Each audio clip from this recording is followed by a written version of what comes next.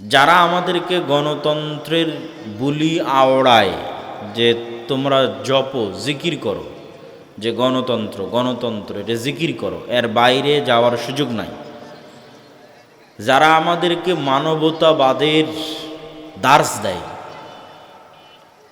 আমাদেরকে পড়ায় যে আমাদের কাছ থেকে তোমাদের মানবতা শিখতে হবে, আমাদের কাছ থেকে তোমাদের ন্যায় নীতি শিখতে হবে, আমাদের কাছ থেকে তোমাদের নারীর অধিকার শিখতে হবে, আমাদের কাছ থেকে তোমাদের গণতন্ত্র শিখতে হবে, এগুলো আধুনিক বিশ্বের মানদণ্ড।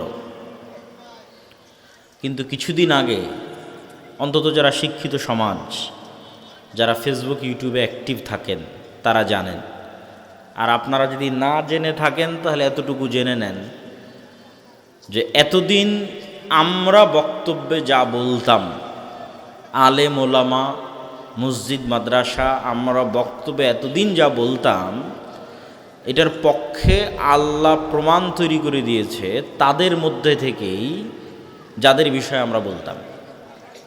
প্রমাণ ছিল না, আমরা দাবি করতাম, মানুষ বলতো যে হুজুরেরা জানে না, সেকেলে, এরা অজ্ঞ, এরা মূর্খ, মৌলবাদী, জঙ্গি, এদের কথা বিশ্বাস করা যাবে না, এরা সবসময় ষড়যন্ত্র তত্ত্বে বিশ্বাস করে, এই বলে কত রকমের কথা, তার হিসাব নাই। কিন্তু বিশাল সাম্রাজ্যকেও আল্লাহ পতন করান ছোট বিষয় দিয়ে, ছোট্ট, অতি ছোট্ট একটা নগণ্য বিষয় দিয়ে পতন হয়। তো অ্যাপস্টেইন যে ফাইল উন্মোচন হয়েছে আমেরিকার, আমি মনে করি যে বিশ্বব্যাপী গণতন্ত্রের যে সাম্রাজ্যবাদ প্রতিষ্ঠিত আছে, এটার পতনের কেবল শুরু, এটার পতনের কেবল শুরু, এটার পতন ঘটবেই। কিভাবে ঘটাবে এটা আল্লাহ সুবহানাহু ওয়া তাআলা জানে, কিন্তু এর কোনো যোগ্যতা নাই পৃথিবী শাসন করার। এটা আমরা দাবি করতাম, এর পক্ষে যুক্তি প্রমাণ ছিল না। এখন দেখা যাচ্ছে যে এই বিশ্বকে যারা মানবতাবাদের দার্স দিত, এই বিশ্বে যারা গণতন্ত্রের সবচেয়ে বড় প্রচারক, এই বিশ্বে যার রাতের ঘুম হারাম হয় আমাকে টিকা দেওয়ার জন্য, বলে আমাকে টিকা না লাগালে নাকি আমি মারা যাব, এই নিয়ে ঘুম হারাম বিল গেটসের। কি হিতাকাঙ্ক্ষী বিল গেটস! আমার বিল গেটস মুসলমানের কি হিতাকাঙ্ক্ষী যে মুসলমানের করোনা ভাইরাসের টিকা না দিলে তো মুসলমান মরে যাবে, তো ওকে বাঁচানোর জন্য এখন করোনা ভাইরাসের মুসলমানের টিকা দিতে হবে, এই চিন্তায় ঘুম হয় না বিল গেটসের। সেই বিল গেটস কি করত? সেই বিল গেটস, ডোনাল্ড ট্রাম্প, আরও যারা আছে তাদের নাম ওই ফাইলে এসেছে, এরা জ্যান্ত ছোট ছোট শিশু মেয়ে বাচ্চাদের গোস্ত পর্যন্ত ভক্ষণ করত। তাহলে কি পরিমাণ হিতাকাঙ্ক্ষী! না হিতাকাঙ্ক্ষীর নামে অন্য কিছু? এবার বলেন, এবার বুঝেন যে আমাদের ছোট ছোট 9, 10, 11, 12 বছরের ছোট মেয়ে যারা এই বিশ্বের শাসন করছে এখন, তাদের কাছে নিরাপদ নয়। তথা এই বিশ্বের শাসন ব্যবস্থায় যারা বসে আছে প্রত্যেকটা এক একটা নরপশু।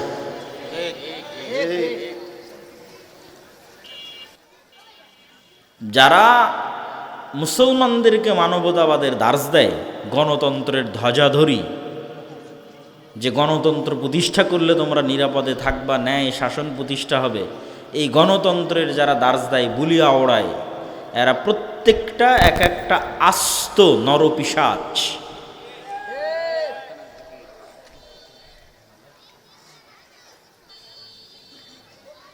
তো যারা জানেন তারা তো জানেন, যারা জানেন না তারা অবশ্যই দেখতে পারেন যে কোন রুচিতে এবং কোন আস্থায় এবং কোন বিশ্বাসে মুসলমানরা এখনও বিশ্বাস করবে, এখনও মনে করবে যে না, নারীদের অধিকার আমাকে পাশ্চাত্য থেকে নিতে হবে, ডুবে মরে যাওয়া উচিত। কোন বিশ্বাসে, কোন আস্থায় এখনও পৃথিবীর মানুষ মনে করবে যে না, আমাকে ন্যায় ইনসাফ প্রতিষ্ঠা করতে গণতন্ত্রের কাছে যেতে হবে। আমি আজকেও বলেছি, আগেও বলেছি, আবারও বলছি যে গণতন্ত্র কেন্দ্রিক এবং আধুনিক যে বিশ্ব শাসন ব্যবস্থা আছে, পুঁজিবাদী ব্যবস্থা, এটার পতনের শুরু। যারা এই পর্যায়ে চলে গেছে, এইরকম হায়েনা হয়ে গেছে যে 9, 10, 11 বছরের মেয়ে শিশুকে সারা পৃথিবী থেকে ক্রয় করে নিয়ে গিয়ে একটা দ্বীপে নিয়ে গিয়ে একত্রিত হয়ে এই সমস্ত বিশ্বের শাসকেরা, অর্থনীতিবিদেরা তাদেরকে ভক্ষণ করবে, তাদের উপর জুলুম চালাবে, তাদের রান্না করা গোস্ত খাবে এবং সরাসরি শয়তানের আস্ত পূজা, যেই শয়তানের নাম আল্লাহ সুবহানাহু ওয়া তাআলা পবিত্র কোরআন মাজিদে বলেছেন বাআলাবাক, বাল নামক মূর্তির পূজা। তো এই সমস্ত কাজ কিন্তু শয়তান চায়, এগুলো কাজ শয়তান পছন্দ করে। যারা শয়তানের দোসর, যারা সত্যিকার অর্থে শয়তানের অনুসারী, তাদেরকে দিয়ে শয়তান এই কাজগুলো করায়। যে যত নিকৃষ্ট থেকে নিকৃষ্ট নিচে নামানো যায় মানুষকে, এটা শয়তানের একটা প্রজেক্ট, যে মানুষকে মানুষের জায়গা থেকে নিচে নামাতে হবে। মানুষকে আল্লাহ ফিতরাতের উপর সৃষ্টি করেছে, ফিতরাতুল, যেই ফিতরাত বাস্তব স্বভাবজাত বৈশিষ্ট্য, এটার উপর আল্লাহ মানুষকে সৃষ্টি করেছে। এবং আল্লাহ বলছে ইসলাম হচ্ছে ফিতরাত, মানে ইসলামে আমি যে বিধিবিধান দিয়েছি এটাই মানুষের বাস্তব অবস্থা। মানুষকে যেইভাবে আমি তৈরি করেছি এটার সাথে শতভাগ খাপ খায়, শতভাগ মিলে, মানুষের সাইকোলজির সাথে, মানুষের চিন্তা চেতনার সাথে, মানুষের শরীরের সাথে একমাত্র মিলবে, সেটার নাম ইসলাম। ইসলাম হচ্ছে ফিতরাত, মানুষের স্বভাবজাত বৈশিষ্ট্য। আর শয়তান কি চায়? মানুষকে স্বভাবজাত বৈশিষ্ট্য থেকে বের করে নিয়ে যেতে চায়। তো যখনই আপনি এই স্বভাবজাত বৈশিষ্ট্যের মধ্যে থাকবেন না, তখনই আপনাকে আনন্দের জন্য আরও বিকৃত, আরও বিকৃত, আরও বিকৃত, আরও নিকৃষ্ট, আরও নিকৃষ্ট, আরও নিকৃষ্ট রাস্তা অবলম্বন করতে হবে, কারণ আপনি স্বভাবজাত স্বভাবের উপর নাই। মানে ইসলামের স্বভাবজাত স্বভাব হচ্ছে আপনি আনন্দ গ্রহণ করবেন আপনার স্ত্রীর কাছে থেকে। আপনার স্ত্রী হচ্ছে লিতাসকুনু ইলাইহা, আপনার প্রশান্তির জায়গা। তাহলে বৈশিষ্ট্যের উপর যদি কোনো মেয়ে টিকে থাকে, মেয়েদের যেই নম্রতা, মেয়েদের যেই কোমলতা, মেয়েদের যেই নমনীয়তা, এটার উপর যদি কোনো মেয়ে টিকে থাকে, স্বভাবজাত যে স্বভাবের উপর আল্লাহ সৃষ্টি করেছে, পুরুষের যেই পৌরুষত্ব, পুরুষের যে আত্মমর্যাদা, আত্মসম্মান, দায়িত্বশীলতা, দায়িত্ববান হওয়া, এটার উপর যদি কোনো পুরুষ অটল থাকে, যেটার উপর আল্লাহ তাকে সৃষ্টি করেছে, তাহলে এই নারী আর এই পুরুষ যখন একত্রিত হবে তখন এরা দুনিয়াতেই জান্নাত পেয়ে গেছে। কিন্তু এই স্বভাবজাত বৈশিষ্ট্যের ওপর থেকে তাকে বিকৃত করে দূরে সরানো, এটা শয়তানের প্রজেক্ট। তাহলে কোনো একটা নারী তার কোমলতার ওপর থাকতে পারছে না, তার নমনীয়তার ওপর থাকতে পারছে না বিভিন্ন কারণে। গার্মেন্টসে, স্কুল, কলেজ, চাকরি ক্ষেত্রে প্রতিদিন প্রতিনিয়ত পুরুষের সাথে উঠা বসা করতে হচ্ছে, পুরুষের সাথে হাসি মুখে মিশতে হচ্ছে, এর মাধ্যমে তার কোমলতা এবং নমনীয়তায় কমতি তৈরি হচ্ছে। যত বেশি পুরুষের সাথে সে মিশবে এবং উঠা বসা করবে, তত তার মধ্যে পুরুষালী স্বভাব, আধিপত্য বিস্তার করা, অর্থনৈতিক ক্ষমতা, পদের ক্ষমতা, আধিপত্য বিস্তারের মানসিকতা আসবে। এবার পুরুষ যখন গায়রাতবিহীন হয়ে যাবে, দায়ুস, আত্মমর্যাদাহীন, পৌরুষত্ব নাই, না অর্থনৈতিক সক্ষমতা আছে, না শারীরিক সক্ষমতা আছে, না নৈতিক সক্ষমতা আছে, কোনো দিক থেকেই সে তার স্ত্রীর সামনে দাঁড়াতে পারে না, তাহলে তখন তার মধ্যে মেয়েলি স্বভাব বিরাজ করবে। এটা হলো বিকৃতির শুরু। যে স্বভাবজাত বৈশিষ্ট্যের উপর আল্লাহ মানুষকে সৃষ্টি করেছিলেন, বিকৃতির শুরু, এটা শয়তান চায়। এই বিকৃতিটা যখন সংঘটিত হয়ে যাবে, তখন এই সমাজ, এই নারী, এই পুরুষ পৃথিবীতে স্বাভাবিক আর আনন্দ পাবে না। একে তখন আনন্দ খুঁজতে হবে অস্বাভাবিক রাস্তায়।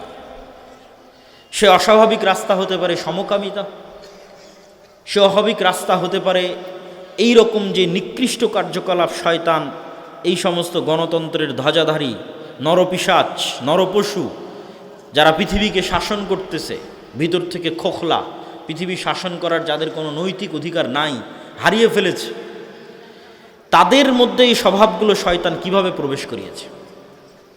কেননা তারা স্বভাবজাত বৈশিষ্ট্যের উপর বাকি নাই। এরা আস্ত শয়তানের পূজারী। ওই পূজারী নয় যে নিজের অজান্তে শয়তানের পূজা করছে, জেনে বুঝে শয়তানেরই পূজা করতেছে, শয়তানকে নিজের ইলাহ মেনে ইবলিস কোনটাতে খুশি হবে সেটা করতেছে। এবং যদি তারা সরাসরি ইবলিসের সাথে মিটিং দেয়, সরাসরি শয়তানের সাথে সাক্ষাতে কথা বলে, তবু আশ্চর্যের হওয়ার কোনো বিষয় নয়, স্বাভাবিক একটি বিষয়। তো এই যে শয়তান এবং শয়তানের অনুসারী যারা যারা আজকের পৃথিবী শাসন করছে, এদের শত্রু তো ইসলাম, এদের শত্রু তো নবীরা, নবীদের উত্তরসূরিরা, এদের শত্রু তো মানুষের স্বভাবজাত বৈশিষ্ট্য যেটার উপর ইসলাম টিকে আছে। তো এই জন্য আমি আমার বহু বক্তব্যে বলেছি এবং আজকেও বলছি, ইসলাম নিজেই কোনো দল, সংগঠন, মতবাদ, আদর্শ, নির্বাচন, ভোট কোনো কিছু ছাড়াই ইসলাম নিজেই ইটসেলফ একটা বিপ্লব। নিজেই ইসলাম নিজেই পৃথিবীকে পরিবর্তন করে দিতে পারবে, ইসলাম নিজেই বাংলাদেশকে পরিবর্তন করে দিতে পারবে। কিন্তু ইসলামের ওই জায়গায় আমাদের পৌঁছতে হবে, সেই জায়গায় আমরা পৌঁছতে পারিনি। আমরা এখন যে জায়গায় দাঁড়িয়ে আছি এটার নাম নেফাকি, মোনাফিকি। যেহেতু আমরা শতভাগ 90% মুসলমানের দেশ, আমরা যেহেতু ইসলামের ওই জায়গায় পৌঁছতে পারিনি, তাহলে আমরা দাঁড়িয়ে আছি কোথায়? আমরা মুনাফিকির স্তরে দাঁড়িয়ে আছি। এই মুনাফিকের স্তর থেকে আমাদেরকে পূর্ণতার স্তরের দিকে এগিয়ে যেতে হবে, পরিপূর্ণতার স্তরের দিকে। আর এই পরিপূর্ণতার স্তরের দিকে এগিয়ে যাওয়ার জন্য কট্টরভাবে ইসলাম অনুসরণের বাইরে আর দ্বিতীয় কোনো রাস্তা নেই। শয়তানের অনুসারী যত শক্ত এবং মজবুতভাবে শয়তানের অনুসরণ করে, ইসলামের অনুসারীদেরকে ঠিক ততই কট্টরভাবে ইসলামের অনুসরণ করতে হবে এবং ইসলামের উপর আস্থা রাখতে হবে, ইসলামের উপর বিশ্বাস রাখতে হবে। প্রিয় উপস্থিতি, আমরা আলোচনা করছিলাম যে আমাদের যে এই পবিত্র মাস, এই পবিত্র মাস, সামনে যে মাস আসতেছে সেই মাস, এই 2 মাস মিলে আমরা যেই সময়টা পার করতেছি, এই সময়টা আমাদের যেই কাজে লাগানো উচিত সেই কাজে না লাগিয়ে জাহান্নামে নিয়ে যাওয়ার যে সহজ রাস্তা আছে, সেই সহজ রাস্তায় শয়তান আমাদের ব্যস্ত করে রেখেছে। তাহলে কি কাজে লাগানো উচিত? শয়তানের কবল থেকে বাঁচার জন্য, শয়তানের ষড়যন্ত্র থেকে বাঁচার জন্য 2টি ইবাদত খুব গুরুত্বপূর্ণ। একটা ইবাদতের নাম সালাত, আর একটা ইবাদতের নাম সিয়াম। তো সালাত এবং সিয়াম দিয়ে কিভাবে আপনি শয়তানের কবল থেকে বাঁচবেন এটা তো বলবো, একটু বিস্তারিত বলবো। তার আগে শয়তান আপনাকে এই মাসগুলোতে কি কাজে ব্যস্ত রেখেছে সেটা বুঝেন।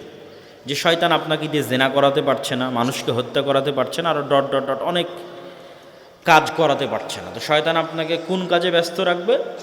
জিহব্বার গুনাহ। এটা হলো সবচেয়ে সহজে জাহান্নামে নিয়ে যাওয়ার মাধ্যম, সবচেয়ে easy way to go to জাহান্নাম। পৃথিবীর সবচেয়ে সহজ রাস্তা যেটাতে মানুষ জাহান্নামে যায়, এখানে শয়তানের কোনো পরিশ্রম নাই।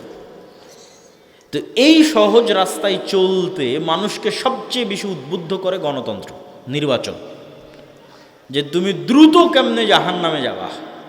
তো দ্রুত যদি জাহান্নামে যেতে চাও তাহলে তোমার এই জিহ্বা দিয়ে যে যেমন পারো, যার বিরুদ্ধে যেভাবে পারো বলো, গুনাহ কামাও, জাহান্নামে যাও। ইসলামী শাসন ব্যবস্থায় বিভক্তির কোনো সুযোগ নাই। মানে ইসলামের যে রাষ্ট্রীয় থিওরি, রাষ্ট্র প্রতিষ্ঠা হবে, এখানে বিভক্তির কোনো চান্স নাই। দেখেন, আমি আবারও বলছি, ইসলামে পলিটিক্স আছে, কিন্তু গণতন্ত্রের যে ইসলাম, এই ইসলামের যে পলিটিক্স, এটার কিছু ভালো দিকও থাকতে পারে, হতে পারে, আল্লাহ ভালো জানে, কিন্তু কিছু খারাপ দিকও আছে। এই খারাপ দিকটা হচ্ছে সরাসরি ইসলামকে শত্রু বানিয়ে দেওয়া হয়, সরাসরি ইসলাম শত্রুতে পরিণত হয়ে যায়। যেমন গত 17 বছর ছিল, ঠিক আল্লাহ ভালো জানে কি হবে, কিন্তু যেহেতু গণতন্ত্রের রাজনীতি বিভক্তির রাজনীতিকে পছন্দ করে, ইসলাম বিভক্তির রাজনীতি পছন্দ করে না। কেননা বিভক্তি মানে কখনো রাষ্ট্র এক হতে পারে না, আর গণতন্ত্র মানে তোমরা পরস্পর বিভক্ত থাকো আর মারামারি করো। তো এই গণতান্ত্রিক ব্যবস্থার মধ্যে আমি ইসলামের পলিটিক্স করছি, তখন এর বিপরীত পক্ষ যে আছে এ যদি বিজয় অর্জন করে তাহলে ও পুরো ইসলামকে শত্রু মনে করবে। পুরো ইসলাম, সে এখন যে ইসলামের পক্ষে রাজনীতি করছে, সে যে রাজনীতি করছে না, সে যে মসজিদে আছে, সে যে মাদ্রাসায় আছে, সে যে বক্তব্য দিচ্ছে, সে যে বই লিখছে, সে সব শত্রু, পুরো ইসলাম শত্রু। কে এখন পুরো ইসলামকে শত্রু মনে করছে? আর এক মুসলমানই পুরো ইসলামকে শত্রু মনে করতেছে, আর একটা মুসলমানের সন্তান। এটা তাহলে বানালোকে, আমি ব্যক্তির কোনো দোষ দিচ্ছি না, দলের না, এটাই থিওরি, গণতন্ত্রের যে থিওরি এটা এইভাবেই ডিজাইন করা।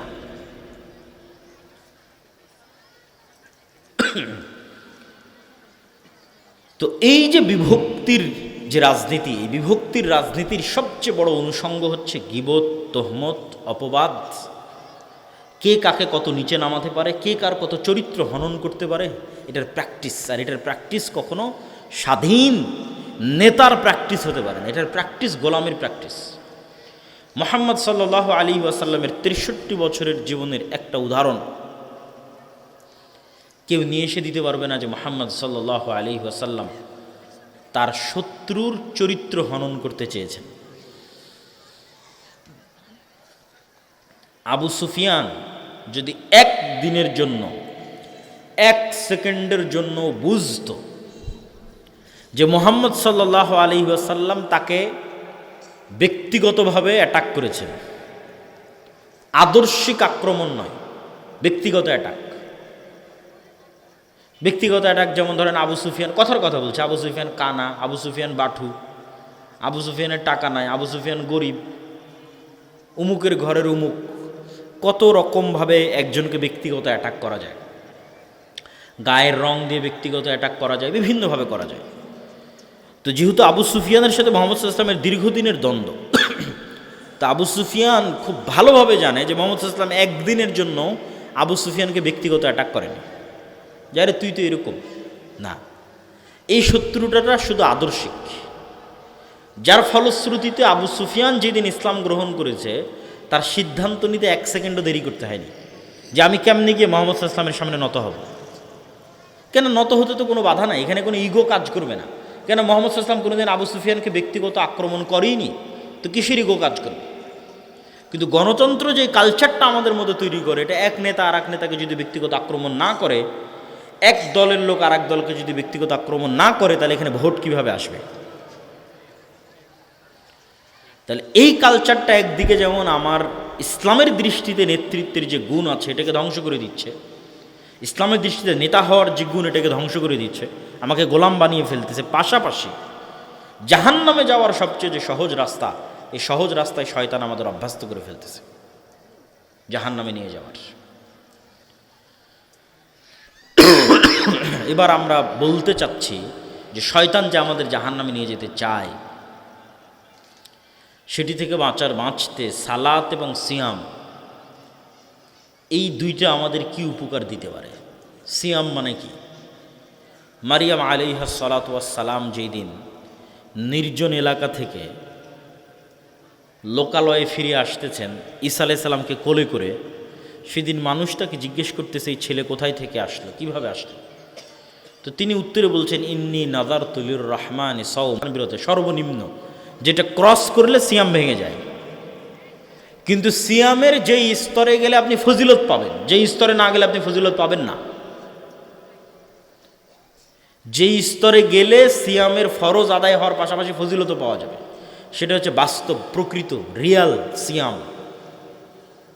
সেটাতে জিহব্বাও সিয়াম আছে, চোখও সিয়াম আছে, কানও সিয়াম আছে, পেটও সিয়াম আছে, লজ্জাস্থানও সিয়াম আছে, হাত পাও সিয়াম আছে। এই সিয়ামে আমরা ফজিলত পাবো, নেকি পাবো। এই সিয়াম আমাদেরকে শয়তানের বিরুদ্ধে যুদ্ধ করার প্রশিক্ষণ দিচ্ছে।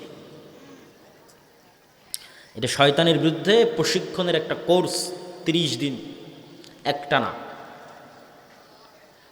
শুধু না খেয়ে থাকলাম, তারপরে সব অন্যায় ব্যস্ত থাকলাম, সালাতের ধার ধারলাম না, জিহুব্বাকে মানুষের নিন্দা গীবতে ব্যস্ত রাখলাম, কানকে গান শ্রবণে ব্যস্ত রাখলাম, চোখকে অশ্লীল দৃশ্য দেখায় ব্যস্ত রাখলাম, এই সিয়ামের কোনো দাম নাই। এই সিয়াম তো শয়তানের বিরুদ্ধে যুদ্ধ হলো না। এই সিয়াম তো আমাকে লাআল্লাকুম তাত্তাকুন, বেঁচে থাকার, বিরত থাকার প্র্যাকটিস দিতে পারলো না। তাত্তাকুনের শাব্দিক অর্থ কি? বেঁচে বেঁচে চলা, পারহেজগার না উর্দুতে বলে, সেখান থেকে এসেছে পরহেজগার। উর্দুতে যখন কোনো মানুষ অসুস্থ হয় তখন ডাক্তার বলে খানে মে থোড়া পরহেজ করকে চলনা, মানে খাবারে একটু বেছে বেছে চলিও, পরহেজ করকে চলনা, বেছে বেছে চলিও।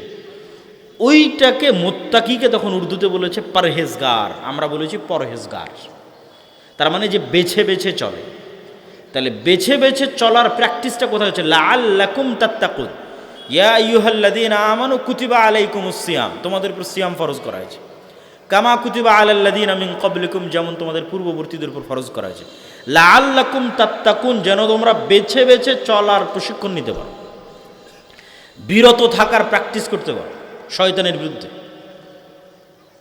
তাহলে এই বিরত থাকাটা তখনই পূর্ণাঙ্গতা পাবে যখন আপনার জিহুব্বা বিরত আছে, চোখ বিরত আছে, কান বিরত আছে, পেট বিরত আছে, লজ্জাস্থান বিরত আছে, হাত এবং পা বিরত আছে। এবার আপনি পুরো 1 মাস শয়তানের বিরুদ্ধে যুদ্ধ করার প্রশিক্ষণ নিলেন, বিরত থাকার প্রশিক্ষণ নিলেন। প্রিয় উপস্থিতি, যেই সমস্ত বিষয়ের মাধ্যমে শয়তান মানুষকে ঘায়েল করতে চায় তার অন্যতম 3টি বিষয় হচ্ছে অত্যাধিক খাওয়া, অত্যাধিক ঘুমানো, অত্যাধিক কথা বলা। এই 3টে শয়তান আমাদের উপর চাপিয়ে দিতে চায় যে সারাদিন এর ওর নামে যা ইচ্ছা তাই বলো, সারাদিন যা ভালো লাগে সব খাও, বিড়ি, সিগারেট, মদ, জুয়া, জর্দা, গুল, তামাক সব, আর যত বেশি পরিমাণ পারো একদম রাত থেকে শুরু করে, ফজর থেকে শুরু করে 10টা, 11টা, 12টা পর্যন্ত ঘুমাও। এই 3টে শয়তানি স্বভাব। তাহলে পেট পূর্ণ করে যখন মানুষ খায় তখন ইবনুল কাইয়িম রাহিমাহুল্লাহ বলছেন যে মানুষের রক্ত সঞ্চালনের এই রাস্তা প্রশস্ত হয়, এবং প্রশস্ত হওয়ার কারণে ওর মধ্যে দিয়ে শয়তান আরও বেশি ঢুকতে পারে। শয়তান কিন্তু আমাদের শরীরে ঢোকে, ইয়াজরি মাজরাদ দাম, রক্ত সঞ্চালনের রাস্তাগুলোর মধ্যে দিয়ে শয়তান প্রবেশ করে। তাহলে যখন পেট পূর্ণ করে খাবে, প্রচুর পরিমাণে ঘুমাবে, তখন এগুলোতে শয়তানের প্রবেশাধিকার বাড়ে। তাহলে এই জন্য শয়তানের ঢোকা কমিয়ে আনার জন্য মানুষের জন্মগত স্বভাব, নাফসানি চাহিদা, পৃথিবীতে যদি শয়তান নাই, আজকে কল্পনা করেন ইবলিস এবং ইবলিসের বাহিনী নাই, তারপরেও মানুষের সবচেয়ে বড় শত্রু তার নিজের নাফস। কেন? এই নাফস এই পৃথিবীতে তৈরি হয়েছে, এই পৃথিবীর আলো, বাতাস, মাটি, পানি দিয়ে তৈরি হয়েছে। রূহ এসেছে আসমান থেকে, ওর সাথে দুনিয়ার সম্পর্ক নাই। কিন্তু যেই নাফস দুনিয়াতে তৈরি হয়েছে, ও তো দুনিয়ার খাওয়া, দুনিয়ার বিনোদন ভালোবাসবেই। এইটা নাফসের জন্মগত চাওয়া যে সে খাওয়াকে ভালোবাসবে, এটা নাফসের জন্মগত চাওয়া যে সে নারীকে ভালোবাসবে, এটা নাফসের জন্মগত চাওয়া যে সে টাকাকে ভালোবাসবে। নাই পৃথিবীতে শয়তান, তখন এই নাফস নিজেই আপনাকে পথভ্রষ্ট করার জন্য যথেষ্ট। এই জন্য কিছু কিছু দোয়ায় রাসূলুল্লাহ সাল্লাল্লাহু আলাইহি ওয়াসাল্লাম একসাথে নাফস থেকেও পরিত্রাণ চেয়েছেন, শয়তান থেকেও পরিত্রাণ চেয়েছেন। প্রত্যেক বক্তা যখন বক্তব্য শুরু করে তখন দেখবেন, আজকের বক্তব্য আমি শুরুতে বলেছি, নাহমাদুহু ওয়া নাস্তাঈনুহু ওয়া নাস্তাগফিরুহু ওয়া নাউযু বিল্লাহি মিন শুরুরি আনফুসিনা। আল্লাহর কাছে পরিত্রাণ চাচ্ছি আমার নাফসের অকল্যাণ থেকে। তো নাফস যদি ভয়ঙ্করই না হবে তো নাফসের অকল্যাণ থেকে কেমনে পরিত্রাণ চাই? শয়তান ছাড়া নাফস ইটসেলফ ভয়ঙ্কর, শয়তান ছাড়া। এবার নাফসের নিজের নাফসানি চাওয়া, তার সাথে শয়তান যুক্ত হয়েছে, শয়তানের ওয়াসওয়াসা, এই দুটো যখন যুক্ত হয় তখন এটা আরও ভয়ঙ্কর। তাহলে এই দুটোকে লাগাম দেওয়ার জন্য একটা বড় মাধ্যম হচ্ছে সিয়াম। নাফস নিজে চায় খেতে, খাওয়া ভালোবাসে, সেখানে আমি খাওয়া বন্ধ করে দিয়েছি। নাফস নিজে চায় যে সে ঘুমাবে, সেখানে আমি রাত জাগতেছি। নাফস চায় যে সে মানুষের বিরুদ্ধে গীবত, তহমত, অপবাদ, যত মানুষকে ছোট করতে পারে তত মজা পায়, সেখানে আমি জিহ্বার সিয়াম পালন করা শুরু করেছি। তাহলে চোখের সিয়াম, কানের সিয়াম, জিহ্বার সিয়াম, পেটের সিয়াম, লজ্জাস্থানের সিয়াম, এগুলো একসাথে শয়তান এবং আমার নাফস, এই দুটোর বিরুদ্ধেই যুদ্ধ। এই জন্য মানুষকে ভালো করতে, পরহেজগার করতে, মুত্তাকি করতে সিয়ামের কোনো বিকল্প নাই। শাবান মাসে সিয়াম পালন, রমাজানে সিয়াম পালন, বৃহস্পতিবার সোমবারে সিয়াম পালন, মাসের 3 দিন সিয়াম পালন অব্যাহত রাখতেই হবে। পারলে দাউদ আলাইহিস সালাতু ওয়াস সালামের মতো একদিন পর একদিন। আমরা সেভাবে পারি না, তবে ওস্তাদ শাইখ আব্দুর রাজ্জাক বিন ইউসুফ এবং আমার মা ধারাবাহিক অব্যাহত সবসময় নফল সিয়াম পালন করে। বৃহস্পতিবার সোমবার, মাসের 3 দিন, শাবান মাসের শুরু থেকে সব সময়। এটা কখনো বৃহস্পতিবার সোমবারের সিয়ামও কখনো মিস দেন না, মাসের 3 দিনের সিয়ামও কখনো মিস দেন না, শাবান মাসের শুরু থেকে তো দেনই না। তো আমরা ওইভাবে পারি না, কিন্তু দেখে অনুপ্রাণিত হই যে না, চেষ্টা করতে হবে, পারতে হবে, করতে হবে। তো আপনাদেরকেও উৎসাহিত করছি যে আপনি যদি শাবান মাসে সিয়াম না রাখেন, তাহলে আপনার ব্রেন আনপ্রিপেয়ার্ড অবস্থায় রমজানে ঢুকবে, অপ্রস্তুত অবস্থায় রমজানে ঢুকবে। আর আপনি যদি শাবানে সিয়াম রাখেন, তাহলে সাইকোলজিক্যালি, মেন্টালি আপনার ব্রেনকে আপনি আগে থেকে সিগন্যাল দিচ্ছেন, ব্রেনকে সিগন্যাল দিচ্ছেন। দেখেন, ব্রেন একটা ভিন্ন স্বাধীন সত্তা, ওকে আপনি যেভাবে ইউজ করবেন ও সেভাবে অভ্যস্ত হয়ে যাবে। তো ব্রেনকে আপনি আগে থেকে সিগন্যাল দিচ্ছেন যে আমি শাবানে সিয়াম রাখছি কেন, সামনে রমজান আসতেছে। তখন ব্রেন নিজেই প্রস্তুত হবে, মেন্টালি প্রিপেয়ার্ড হবে যে না, রমজানকে মূল্যায়ন করতে হবে, রমজানে ইবাদত করতে হবে, এই মূল্যায়ন, এই প্রস্তুতিটার দরকার আছে। সিয়ামের বিষয়ে আর একটা কথা বলে আমরা সালাত কিভাবে আমাদেরকে শয়তানের কবল থেকে রক্ষা করতে পারে সেটির দিকে আগাবো। সিয়ামের বিষয়ে আরেকটি কথা, রমাজান এবং শাবান এবং সিয়াম, এগুলো বিষয়ে শেখ আব্দুর রাজ্জাক বিন ইউসুফ আর আলোচনা করবেন। সিয়ামের বিষয়ে একটি কথা, আল্লাহ সুবহানাহু তাআলার কাফফারা সিস্টেম, গুনাহ মাফ হওয়ার যে পদ্ধতি আল্লাহ তৈরি করে রেখেছেন, আল্লাহ সেট আপ করে রেখেছেন যে গুনাহ মাফ হবে। এই পদ্ধতিতে আপনি জেহারের কাফফারা বলেন, কসম ভঙ্গের কাফফারা বলেন, দিনের বেলা রমজান মাসে স্ত্রীর কাছে যাওয়ার গুনাহের কাফফারা বলেন, হজ বা উমরায় ভুল হলে দম দেওয়ার কাফফারা বলেন, অনিচ্ছাকৃত কোনো মানুষকে হত্যা করলে দিয়াতের কাফফারা বলেন, এই প্রত্যেকটা গুনাহ, কথা যত গুনাহের কাফফারা আল্লাহ দিয়েছে পৃথিবীতে, এই প্রত্যেকটা কাফফারা শুরু হয় গোলাম আজাদ করো, না হয় এতজন মিসকিনকে খাওয়াও। এটা দিয়ে গোলাম আজাদ সর্বোচ্চ, কেন গোলাম আজাদ করতে বেশি টাকা লাগে, তার চেয়ে একটু কম টাকা লাগবে মিসকিনকে খাওয়ানো, পরিমাণ কম বেশি, কোথাও 10 জন মিসকিন, কোথাও 60 জন মিসকিন, এক একটাই এক এক ধরনের কাফফারা নির্ধারণ করা আছে। তথা প্রথম যে দুইটা বললাম, এই দুইটা হচ্ছে টাকা, গোলাম আজাদ করতে টাকা দিতে হবে, মিসকিনকে খাওয়াতে টাকা দিতে হবে। তথা পকেট থেকে টাকা আল্লাহর রাস্তায় বের হলে গুনাহ মাফ হয়। এটা কাফফারা সিস্টেমকে দেখলে বোঝা যায় যে আল্লাহ কিভাবে কাফফারার সিস্টেম নির্ধারণ করেছে। 2 নাম্বার, যখন এই দুইটার কোনোটাই কেউ পারে না, তখন বলে সিয়াম রাখো। যে কোনো কাফফারা আপনি উঠিয়ে দেখেন, এখান থেকে গিয়ে যে কোনো ফতোয়ার বই, যে কোনো মাসলা মাসাইলের বই খুলে আপনি দেখেন যে কাফফারায় আল্লাহ কি বলছে। গোলাম আজাদ করো, মিসকিনকে খাওয়াও, এগুলোর একটাও পারছো না, মানে টাকার রাস্তা যখন শেষ, টাকার সক্ষমতা যখন শেষ, তখন এবার বলে এতদিন সিয়াম রাখো। তাহলে কোথাও বলা আছে 3 দিন সিয়াম রাখো, কোনোটাতে বলা আছে 10 দিন সিয়াম রাখো, কোনোটায় বলা আছে একটানা 60 দিন সিয়াম রাখো। তার মানে আল্লাহর কাফফারা সিস্টেমে গুনাহ মাফ হওয়ার একটা বড় মাধ্যম সিয়াম। বলেন আল্লাহু আকবার। পৃথিবীর যে কোনো গুনাহ অত্যাধিক সিয়াম দিয়ে মাফ হয়ে যেতে পারে। পৃথিবীর যে কোনো গুনাহ অত্যাধিক সিয়াম দিয়ে কাফারা হিসেবে গণ্য হয়ে যেতে পারে, গুনাহ মিটিয়ে দিতে পারে। প্রিয় উপস্থিতি, সালাত শয়তানের যে আধিপত্য আমাদের নিজের নাফসের উপর,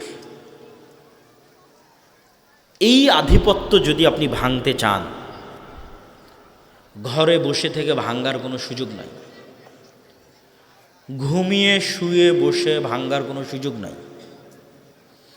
আমি শয়তানের গোলাম অবস্থায় আছি, কথার কথা, এখন শয়তানের গোলামি থেকে বের হতে চাই, তাহলে বের হব শুয়ে থেকে হবে না, ঘুমিয়ে থেকে হবে না, বসে থেকে হবে না, খেয়ে দেয়ে হবে না।